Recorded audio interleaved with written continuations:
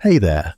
Welcome back to another installment of questionably useful history you didn't ask for, probably won't remember, and should absolutely not bring up on a first date, unless you're trying to get ghosted before the bread arrives. Today, we're answering the question nobody dared to ask, what it meant to date a Viking. And no, I don't mean a Scandinavian with a man bun and gym membership. I mean a real Viking, someone who might show up for dinner with blood on their tunic, a goat under one arm, and a legally binding offer to buy your hand in marriage using 6 cows and a half-dead swordsmith named Olaf. So grab your imaginary horned helmet, which by the way wasn't a thing, and let's take a moonlit stroll through a culture where romance was mostly economic strategy, arranged by people who smelled like wet wool and trauma. And hey, drop a comment and let me know where you're listening from. Whether you're stuck in traffic, spiraling through a night shift, or trying to fall asleep while contemplating why your love life is less successful than a 9th century goat barter. I see you. You're doing great, sort of. Alright, let's say you're a Viking and you want a spouse. Simple, right? Just swipe right on someone who shares your hobbies like coastal pillaging and surviving frostbite. Oh no, sweetie, you poor modern soul. You thought there was dating involved. Bless your deluded heart. There was no, let's grab a mead and see where this goes. Viking courtship was about alliances, livestock, and legally negotiated contracts. Picture your dad negotiating your love life like it's a minor land dispute, only with more goats and fewer hugs. At the core of Viking relationships was the munda, the bride price. Think of it as an extremely non-romantic engagement ring, except instead of a diamond, you got silver, a farm, or if you were lucky, a cow that didn't have visible mange. The groom's family would pay the munda to the bride's family, and everyone would celebrate because love had been successfully monetized. And before you feel too bad for the bride, let's clarify something. Viking women, unlike their medieval sisters elsewhere in Europe, actually had a say in the matter. That's right. They weren't just livestock with nice hair. They could agree to or reject a marriage deal. Of course, reject sometimes meant packing up your dowry and leaving, which might get you sued, disowned, or challenged to a duel. But still, technically it was a choice. Now, if you're wondering when the actual dating happened, like the awkward flirting, the courtship rituals, the long walks along the fjord at sunset. No, that wasn't really a thing. Romance was optional. Useful alliances were not. Marriages were arranged between families. Not unlike 2 corporations merging, except instead of CEOs, you had angry uncles with axes and unresolved trauma. The goal was to strengthen bloodlines, secure land, and make sure nobody was awkwardly left single at the next feast. But don't let the family involvement fool you. People still fell in love, or lust, or whatever you call it when you lock eyes across a smoky longhouse and suddenly forget you're supposed to be sacrificing a goat. Lovers did exist. They just came with consequences. Let's talk adultery. And by talk, I mean warn. Because Viking law was the original zero-tolerance policy. If a man cheated and got caught, he could be declared an outlaw, which basically meant congratulations, you're now legally murderable. Seriously, no laws applied to you anymore. You were ghosted by society itself. Women weren't exempt either. If a wife was caught cheating, her husband could divorce her, keep the dowry, and humiliate her in public, faster than you could say, axe-based custody battle. But here's the kicker. Viking law cared a lot about reputation. You couldn't just accuse someone of cheating. You needed witnesses, legal proof, maybe even a guy with a carved rune stick. Because yes, some people carved gossip into wood and stuck it on doors. That was their version of subtweeting, passive-aggressive runes. Like ancient Twitter, but with less Elon and more stabbing. And the sagas are full of this stuff. Stories where someone dies because their lover accidentally looked at someone else too long at a feast, or because someone made a vaguely insulting poem involving reindeer metaphors, or, and this is real, because someone showed up to court wearing feminine clothing, which was grounds for divorce and social annihilation. Viking relationships were not for the faint of heart. They were high-stakes emotional chess with knives. And if you think that sounds dramatic, you're absolutely right. Let's be clear though, this wasn't some lawless love fest. The Norse were all about order, which sounds insane when you remember they also believed in frost giants and snake dragons. But trust me, Viking society was highly structured. Everything from inheritance to who got the last word at a feast was dictated by social norms, legal codes, and which side of the family had the better sword collection. Romantic gestures? Oh yeah, they had those. If by romantic you mean ceremonially exchanging cloaks while being stared at by 10 armed cousins. Because, at the end of the day, Viking love wasn't about chocolates and flowers. It was about politics, property, and making sure your descendants could name their sons something intimidating like Thorgrim Bloodknee. So, no, Buttercup. Bjorn the Blood Axe wasn't writing poetry under moonlight. He was negotiating how many pigs your womb was worth and whether your uncle would throw in the family sheep pasture as part of the deal. Still feeling romantic? Don't worry. In a moment, we'll talk about what actually counted as flirting in Viking times. Spoiler, it involves poems about death, personal grooming habits that'll surprise you, and the occasional bear pelt. Stay tuned. Or, just keep driving. You're already in this deep. Might as well see how the love story ends. So, let's say you've made it past the opening round of Viking courtship. Well done. Your potential in-laws haven't disemboweled you, and nobody's thrown a sheep at your face in protest. That's basically a win. But now comes the hard part. Actual flirting. And if you think that means candlelit dinners and nervous glances over tankards of mead, oh boy, you've clearly watched too much Bridgerton. Vikings didn't flirt like us. They didn't swipe, they didn't text, and they definitely didn't send you up messages at 2 a.m. unless you up was short for up for raiding Lindisfarne again. No. Viking flirting was a combination of blood, poetry, and personal grooming kits you could stab someone with. Let's start with the poetry. Because yes, Vikings wooed with words. But before you picture some sappy serenade under the stars, let me clarify.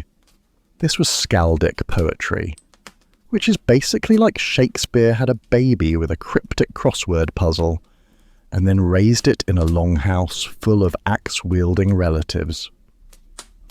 These poems were structured. We're talking strict meter, obscure metaphors, and rules more complicated than whatever TikTok dance your niece is doing now. And they weren't always romantic in the way you think.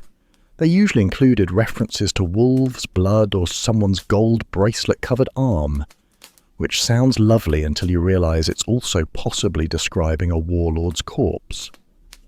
So imagine this. You're at a feast. The fire's crackling. A guy with shoulders the size of a rowing boat stands up, holds out a drinking horn, and begins a poem comparing your beauty to a Valkyrie ripping intestines out on a battlefield. Now that's a vibe. And it wasn't just about being poetic, it was also about flexing, like, look at me, I have the linguistic dexterity to rhyme bone dust with moon shield without weeping. Skalds were respected, even feared. A good verse could boost your status. A bad one could get you exiled. Literally.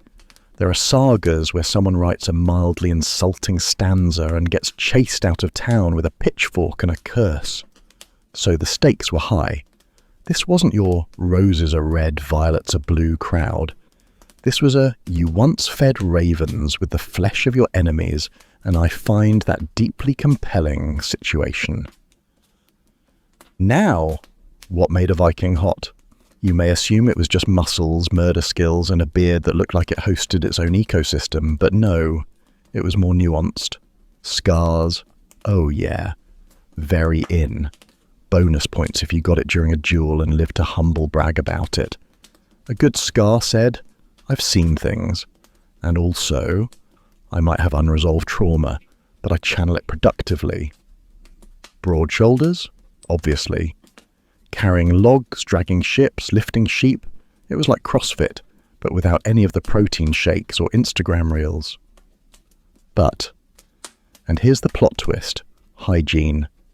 Yes, you heard me. Despite modern depictions of Vikings as sweaty berserkers who smelled like fermented bear breath, they were actually annoyingly clean. By medieval standards, anyway. They bathed once a week in a hot tub. That's more than most people did until the 20th century. They had combs, tweezers, razors, they had ear picks, which, honestly, feels advanced even now. In fact, the Anglo-Saxons actually complained about Viking hygiene. No joke. They whined that Viking men were too clean and were stealing our women. Imagine losing your girlfriend because some dude with a jawline and a clean undercarriage showed up and smelled nice. Also, let's talk gifts. If you liked someone, you didn't send flowers. You gave them a sealskin cloak, or maybe imported silk from Byzantium, or a walrus tooth shaped into a brooch shaped like a dragon strangling a monk. Something tasteful. These weren't just pretty, they were status symbols. Gifting was how you showed wealth, power, and the ability to not die on long trading voyages. Bonus if you brought back something shiny from Constantinople and didn't smell like ship mold. And of course, you had to talk yourself up. Feast culture was big in Viking life. You'd get up, slam your mead down, and boast about your latest conquest, militarily or romantically. I once killed 3 men with a soup ladle during a thunderstorm. That kind of thing. If you could make it rhyme, even better.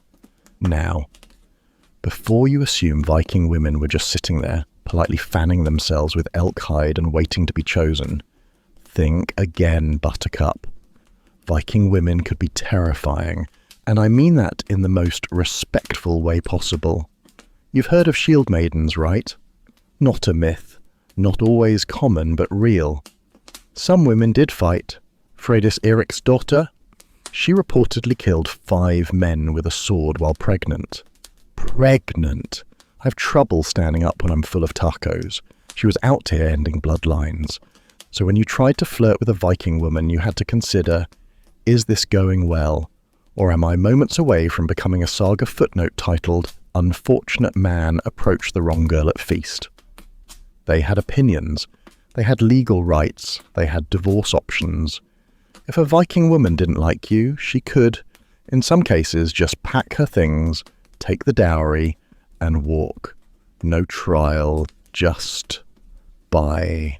That's more progressive than some modern dating apps. Also, knives.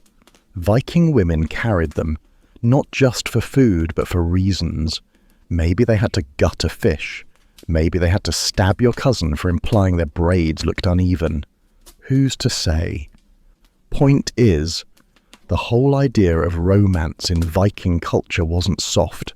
It was pragmatic, fierce, and yet, somehow, still full of heart, in its own horrifying way. And if you're wondering whether all of this resulted in happy little couples building domestic bliss together, well, hold on to your steering wheel, because now we get to the real fun. What was it actually like to be in a Viking relationship? Let's just say it wasn't exactly breakfast in bed, unless the breakfast was dried fish and the bed was next to your mother-in-law, 3 goats, and the family thrall. But we'll get to that, right after we finish picturing the tender image of a man nervously reciting battle poetry while his intended sharpens her axe and judges his beard symmetry. Let's say you survived Viking flirting. You were sufficiently poetic, impressively scarred, and didn't die of embarrassment after loudly reciting a stanza about your crush's bracelet-heavy wrists. Congrats! You're officially married. Now what? Well, now the real work begins, and by work I mean a daily, soul-eroding battle against bad weather, bad livestock and bad relatives, all crammed together in what basically amounted to a fancy wooden barn that occasionally doubled as a crime scene. See, Viking relationships weren't exactly built on romantic whispers under the moonlight. They were more like a fragile ceasefire between two highly competent people trying not to die of frostbite or social dishonor. The honeymoon phase? Yeah, that lasted about as long as a summer in Iceland, which is to say 2 weeks and mostly rain. So let's talk about the real Viking domestic experience. Imagine waking up every day in a longhouse packed with extended family, livestock, and at least one person who smells like they have been fermenting fish in their beard since last Thorablot. There's no privacy, no walls, no doors, just you, your partner, your goats and your in-laws, all sharing the same breathable space, which probably smelled like smoked meat, manure, and whatever regrets were still lingering from last night's mead bender. Romance happened, sure, but it was usually somewhere between milking a sheep and gutting a herring. You think dinner and a movie is hard to plan. Try coordinating affection between two people who haven't slept in days because someone's cousin is snoring like a dying walrus 3 feet away. Also, there's a chicken in your bed now. Don't ask how it got there. But love did exist, at least occasionally. It just had to compete with survival. Viking men went off raiding for months, sometimes years, which meant Viking women were left to manage the homestead. And by manage, I mean run everything like they were the CEO of a very violent, poorly insulated startup.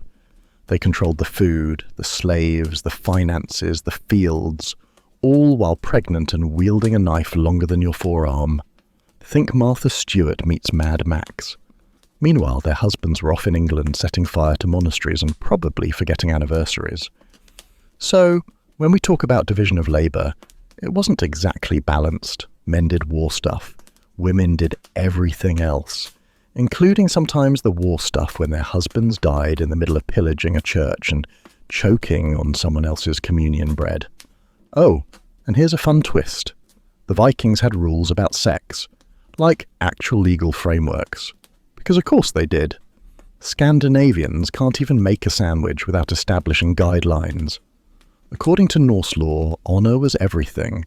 So if someone accused you of being a bottom, yes, really, and couldn't prove it with witnesses, you could literally be killed. There were trials. For your bedroom preferences. I'm sorry, but what was the judge supposed to say? Court finds you suspiciously flexible, Eric. Prepare the axe. This obsession with public image bled into relationships too. If you suspected your spouse of cheating, you couldn't just throw their cloak into the fjord and cry about it over seal stew. No, you needed evidence. Preferably witnesses.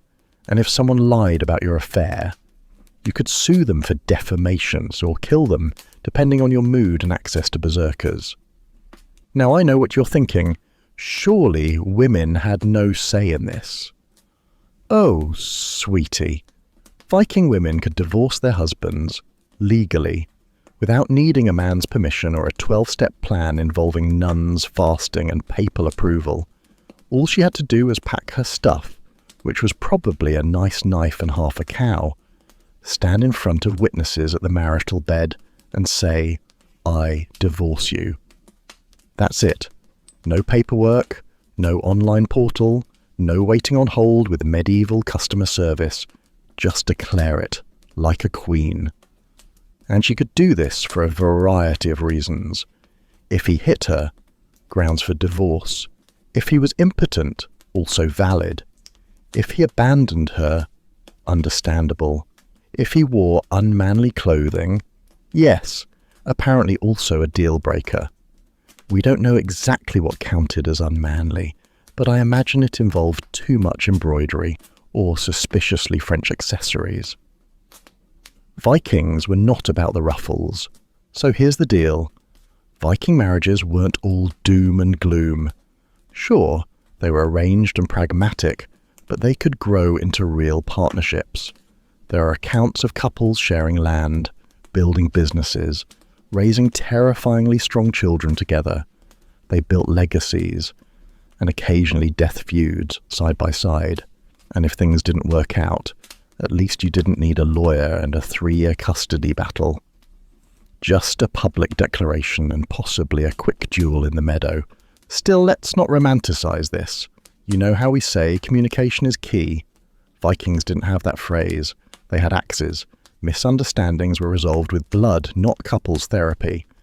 And if you tried to bring up emotional needs in a longhouse packed with unwashed uncles and exploding cauldrons, I'm pretty sure someone would just hand you a drinking horn and tell you to go outside and wrestle a bear until you felt better. Also, and I cannot stress this enough, everyone was watching you. Gossip travelled faster than plague. If someone thought your marriage was weird or one-sided or lacked proper goat distribution, it became everyone's business. And once your reputation took a hit, you were done. People would start carving runes about you, your ex, and your suspiciously quiet milkmaid into nearby rocks. Those carvings didn't come down. That's like Viking Yelp, but with more swords. Still, compared to the rest of Europe at the time, Viking relationships were shockingly modern. In medieval France, a woman could be legally considered part vegetable. In Norse law, she could own land, sue people, and walk out on her husband because he snored or wore the wrong tunic. That's progress. Strange, axe-heavy progress, but progress nonetheless. So yes, Viking love wasn't soft, it wasn't subtle, it was messy and loud and frequently involved livestock, but it was real. Two people surviving a brutal world, occasionally rubbing noses and trying not to freeze to death together. That's kind of romantic in its own awful way. Of course, when things went wrong, and oh they did, that's when the real fun started. Because Viking breakups weren't let's talk about our feelings over coffee. They were more I cursed your family name and also burned down your mead hall while laughing into the wind. But we'll get to that. You might want to buckle up, or at least make sure your ex isn't nearby holding a torch. So let's say your Viking marriage isn't going great. Maybe he's been raiding a bit too much. Maybe she keeps sharpening her axe just a little too thoughtfully when you talk. You tried the usual fixes. Emotional distance, poorly fermented mead, pretending your longhouse wasn't full of existential dread and goat hair. But now it's time to call it. You want out. You want the Norse equivalent of it's not you, it's me, except without the passive-aggressive emojis. Well, I hope you like drama, because Viking breakups weren't handled with maturity or emotional growth. They were handled with lawsuits, blood feuds, and occasionally setting your ex's furniture on fire while yelling insults about their ancestry. You may think that medieval Scandinavians didn't care about feelings. Oh, not at all. They cared deeply, just not in a healthy, balanced way. They cared in the write a scathing poem about you and recite it at the thing kind of way. Yes, that's right. In Viking land, the proper response to heartbreak was public performance art, followed closely by arson. Let's start with the legal route. Because, plot twist, Vikings actually had a very structured system for ending a marriage. If a woman wanted a divorce, she didn't need to beg a priest or fake her own death. No, she could just announce it, right there, at the bed.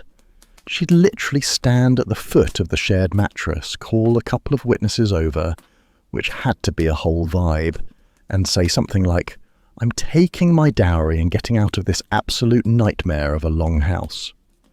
Then boom, she's legally single. I mean, imagine that today. You come home and your partner is standing by the bed with two neighbours, calmly explaining that your inability to rotate the salted fish is grounds for dissolution. It's elegant, efficient, and just humiliating enough to be satisfying. Men, of course, could also divorce their wives. But, and here's the twist, they had to follow the same procedure. Witnesses, formal announcement, no just storming off in a rage after a mediocre stew. And the reasons mattered. If your wife was violent, you could leave. If she dressed inappropriately, and yes, that was a legal category, you could leave. Though what counted as inappropriate was interpretive. Wearing trousers, too much, or just warm. We'll never know. And while we're at it, let's talk about Viking insults, because that's where the fun really begins. See, in Norse society, your honor was basically your credit score, ego, and emotional security blanket rolled into one.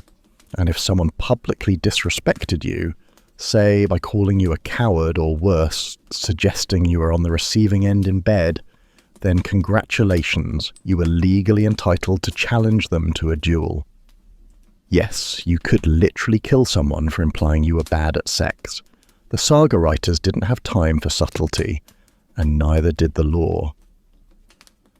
Now, if you're imagining civilized court proceedings, sweetie, think again, because sometimes Vikings just skipped the legal drama and went straight for theatrical revenge, and we have the sagas to thank for documenting these spicy little horror stories with the energy of a Norse Real Housewives reunion.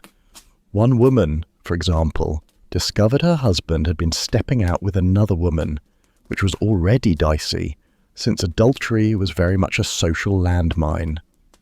So she did what any self-respecting Viking woman might do. She walked out, took her dowry, and then burned down his hall. Not like, metaphorically, like fire, with the roof collapsing and screaming livestock. You know, normal closure.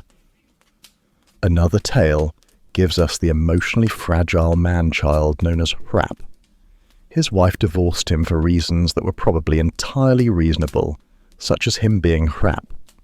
So he faked his death, came back as a ghost, and haunted her land until someone finally dismembered his corpse and buried the pieces in different places, which, fun fact, was just standard Nordic ghost control protocol. Because nothing says, "I'm still not over you," like needing to be chopped into quarters to stop your emotional manipulation. There's also the story of a man who, upon being dumped, decided to get revenge by sabotaging his ex's favourite horse. Not killing it, no, just tripping it. That's it. Sabotaged a horse like some medieval Tonya Harding, and you just know he told his friends about it like it was clever and not deeply unwell behaviour. Some exes, though, went the full berserker route, as in, they literally hired a berserker. Yes, that was an option. You could outsource your feelings to a rage-addicted warrior hopped up on mushrooms and toxic masculinity. Nothing says I'm emotionally mature like contract murder via guy who eats bear meat raw and screams at thunderclouds. And let's not forget about the petty ones. The rune carvers. These were people who, instead of confronting their ex, just carved passive-aggressive insults into wood and nailed them to doors. It's like a subtweet, but more permanent. You couldn't delete it. If someone carved, "Thorbjorn is soft like spoiled porridge" onto your barn, that was your reputation now. Also, you could sue them for it. I'm not kidding. Defamation of character was an actual crime. If someone insulted your appearance, your bravery, or your bedroom skills in public, and you could prove it, you could take them to court. Imagine the trial. "Your Honour, she said I smelled like pickled herring left in the sun. Do you have witnesses?" "Yes, 3 men, 2 cows, and an elderly slave named Bjala." Case closed. Now, was it always this dramatic? No. Sometimes people parted ways peacefully. But this is Viking culture. Even their peace had sharp edges. A polite divorce might still involve community shame, lawsuits, and the occasional poetic takedown. And because reputation was everything, even the perception of being dumped too hard could be a social catastrophe. There's a reason the sagas read like messy medieval diaries with a high body count. Love didn't just end, it collapsed like a longship made of rotting driftwood and unresolved trauma. But here's the wildest part. All this chaos, the duels, the fires, the saga-worthy insults, it mattered. These weren't just interpersonal squabbles. These were events that could shift alliances, start feuds between families, and literally rewrite who owned what piece of land. Breaking up wasn't just personal, it was political. You don't just lose your partner, you might lose your goat herd, your mead barrels, and your spot at the next feast. So, the next time you get ghosted, just remember, it could be worse. You could be forced to stand in front of your bed while someone legally unhusbands you in front of the neighbours who are holding torches and a chicken for some reason. Or your ex could sabotage your transportation animal. Or write a poem about your inadequacies and recite it in front of the village chieftain during a fish smoking contest. And yet, somehow, people kept getting together. They kept marrying, divorcing, and occasionally cursing each other's bloodlines. Because even in the cold, damp, emotionally volatile world of medieval Scandinavia, people were still just people, lonely, hopeful, and entirely capable of torching your thatch roof in a fit of poetic vengeance. Which brings us to the final, warm, fuzzy part of this Viking love fest. The legacies they left behind. The children, the alliances, the sagas, the weird names passed down through generations like family heirlooms nobody really wanted. Because if you think the drama ends with the breakup, oh honey, we haven't even met the grandkids yet. So, after all the farm chores, the duels, the hall burnings and the passive-aggressive poetry, what did Viking romance actually leave behind? Well, I'm glad you asked. Because now we get to talk about the ultimate result of most Viking relationships. Children, grudges, and a legacy held together with goat sinew and questionable storytelling ethics. Let's start with the kiddos. Viking children weren't just adorable future raiders with helmet-shaped cribs. They were investments. Lineage was everything. Who your parents were could make or break your social clout faster than showing up to the thing wearing a tunic made of herring. And naming your child, that wasn't just, ooh, let's go with Askeladd because it sounds cute. Oh no, baby, there were rules and drama. You usually named your kid after a dead relative, preferably a heroic one, although sometimes it was just Uncle Einar, who died choking on fermented eel. His legacy lives on, I guess. But here's where it gets spicy. Sometimes kids were named after enemies. There's a kind of long-term insult/victory dance like, hey, remember that guy my dad beheaded in a swamp? Here's my baby. We named him after the guy. Guess who's winning now? There were also times when names got weird. For example, you might get named after an object or animal. There's at least one poor soul named Goat Bjorn. No one knows why. Maybe dad was sentimental, maybe the goat was involved, maybe let's not ask. Now, say your spouse dies. Do you sit in a longhouse crying into your reindeer stew for the next 40 years? Not exactly. Widows. And we're talking about women here, since men were statistically more likely to die of something dramatic like getting chopped in half at sea, could hold a surprising amount of power. Some inherited property, some remarried, some went on pilgrimages, some took over the household and became matriarchs so terrifying that even Odin would think twice before knocking. And yes, remarriage was common, because as romantic as it sounds to live alone on a fjord with just your goats and grief, it turns out managing a working farm in the 900s was less healing retreat and more constant risk of starvation and tooth infections. But here's the twist.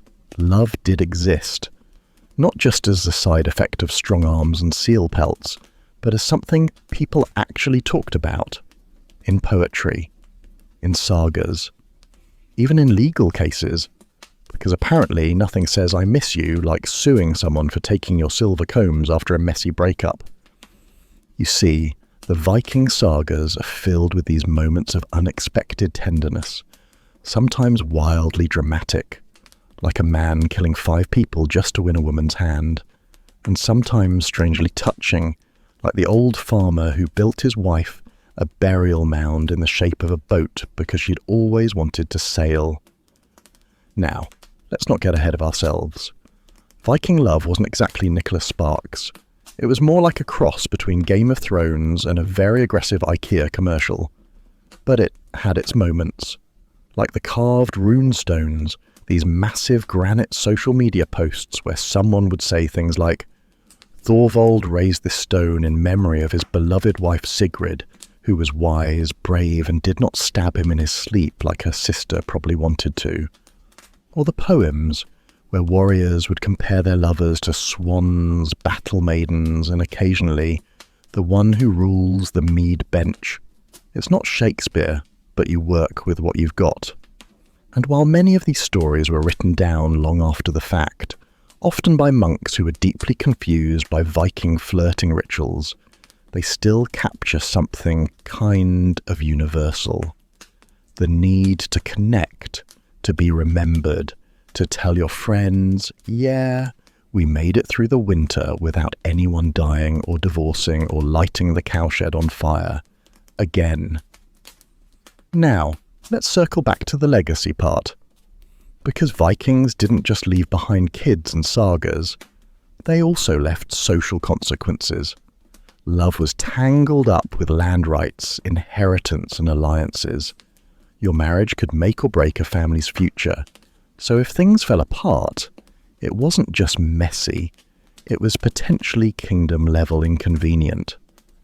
Imagine modern dating apps, but every swipe comes with a risk of tribal warfare. Oops, I ghosted Ingrid.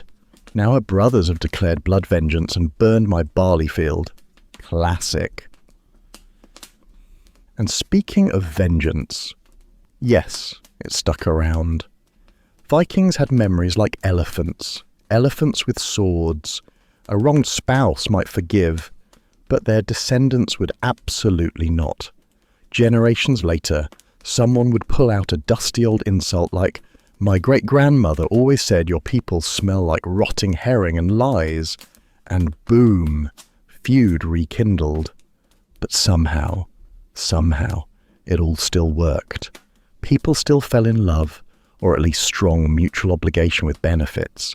They partnered, they raised small chaotic humans, they wrote bad poetry about each other's thighs, and they made it through winters that would have broken most of us by mid-November. So what does this tell us? That even in a world of fire-lit halls, bare-fat hair products, and hygiene standards that involved a single weekly bath shared with your goats, people were still people. Still messy, still trying, still occasionally bringing home a sealskin cloak and saying, "Hey, I was thinking of you when I stole this." And that, my dear, is oddly comforting.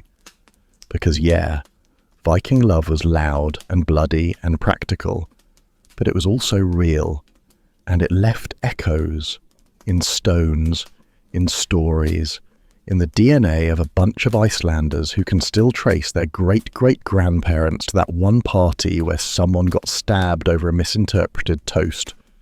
So maybe next time you're ghosted, or someone sends you an unsolicited meme about swordfish courtship dances, instead of asking how your day was, just remember, at least they didn't burn down your longhouse.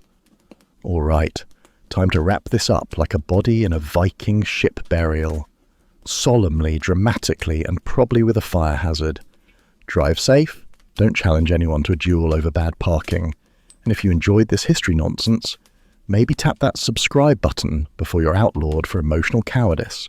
I'll see you in the next episode, Skulds, and may your future partners always bathe at least once a week.